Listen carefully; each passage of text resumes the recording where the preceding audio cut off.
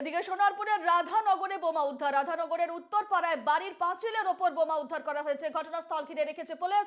আপাতত এই রাস্তায় যান চলাচল এবং যাতায়াত বন্ধ। এই মুহূর্তের একটি আরো গুরুত্বপূর্ণ খবর, সোনারপুরের রাধানগরে বোমা উদ্ধার। রাধানগরের উত্তরপাড়ায় বাড়ির পাঁচিলের ওপর বোমা। ঘটনাস্থল ঘিরে রেখেছে পুলিশ। আপাতত এই রাস্তায় যান চলাচল এবং যাতায়াত বন্ধ।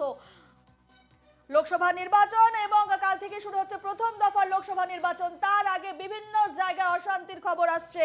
এর আগে বীরভূমে উদ্ধার হয়েছে বোমা এবং এবার শোনিতপুরে রাধানগরে বোমা উদ্ধারের ঘটনা সামনে এসেছে। রাধানগরের উত্তরপাড়ায় বাড়ির পাঁচিলের ওপর বোমা রাখা হয়েছে বলে জানা যাচ্ছে এবং ঘটনাস্থল ঘিরে রেখেছে পুলিশ। আপাতত এই রাস্তায় যান চলাচল এবং যাতায়াত বন্ধ করে দেওয়া হয়েছে।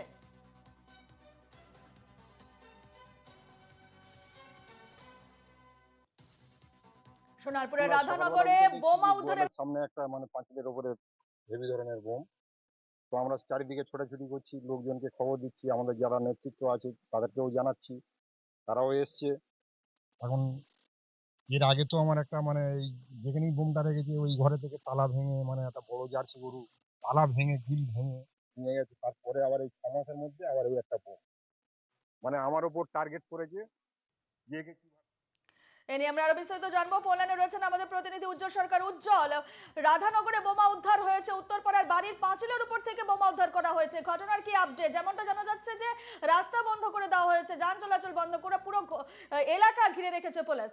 কি ছবি সেখানে, কি আপডেট?